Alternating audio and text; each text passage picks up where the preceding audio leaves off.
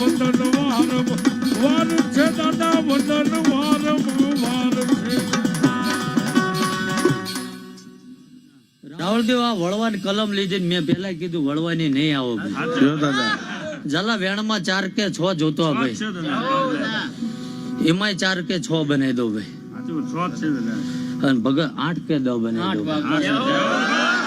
શું નાખું ભાન ભૂલીને વિજયસિંહ નાખતો નહીં ભાઈ પણ મને એમ થાય બધું હું બોલ કરીશ. જગત બેઠું છે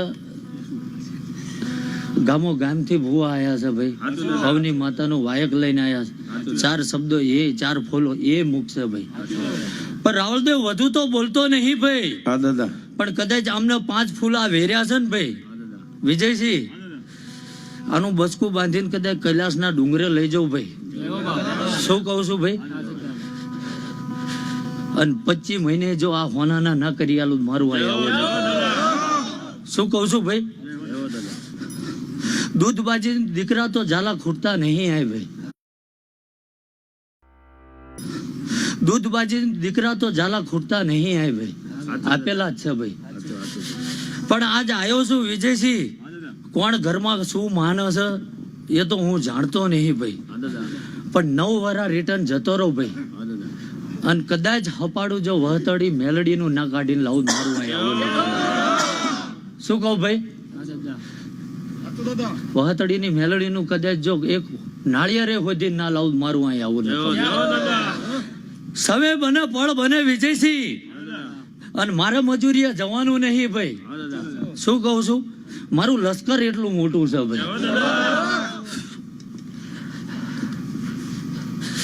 રાજા તો છેલ્લે જ યુદ્ધમાં આવે ભાઈ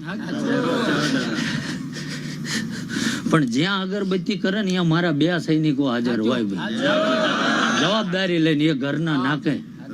બાકી વિજયસિંહ જેને જોરાવું છે ને એની જિંદગી જોરાવામાં પૂરી થઈ જવાની.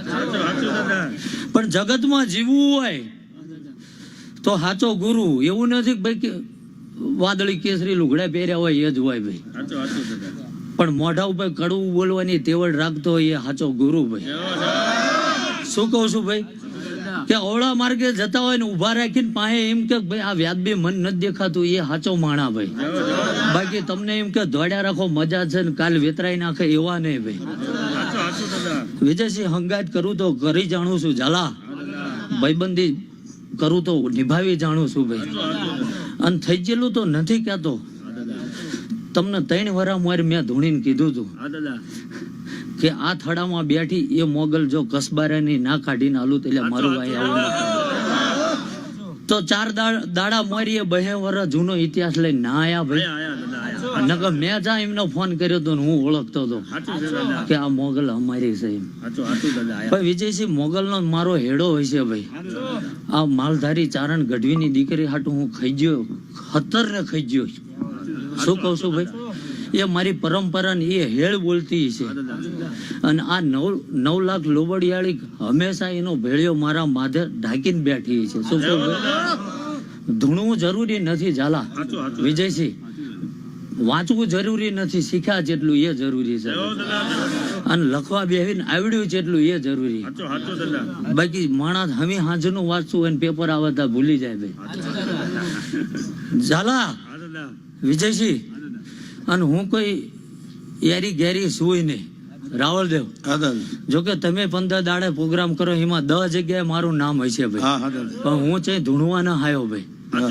એટલે આ વિક્રમસિંહ દીકરા ધૂણવા લઈ જવું ને તો 6 મહિના વેટિંગમાં બેહવું પડે ગમે એટલા રૂપિયા વેરો ને કે ગાડીઓના ટાયર ગઈ જાય પણ હું ધૂણવા ના આવું ભાઈ. અને કદાચ 1 વરા મારે જનક સાહેબ બોલ્યો હોય ને ભાઈ નકર તેથી જ એવું કીધું તું કે 1000 ગૌ બેઠો હોય છું તોય હું આવીશ ભાઈ. નકર તમે માંડવો રોપો ને હું એટલા કિલોમીટર આઘું હોય છે એવું ક્યાં નક્કી હતું ભાઈ. પણ મારા ધર્મનું વેણ હતું વિજયસિંહ નકર કોડીનાર વટીન હતો 2 તો અહીંયા વાગી ગયા હતા ભાઈ. સલાળા પગતા તો મેળે ના આવે 9 વાગે પણ 9 વાગ્યા ટક્કરે હું હાજર થઈ ગયો હતો. એટલે આ વિક્રમસિંહ ના દીકરા એના વેણ ની કિંમત છે ભલામણા.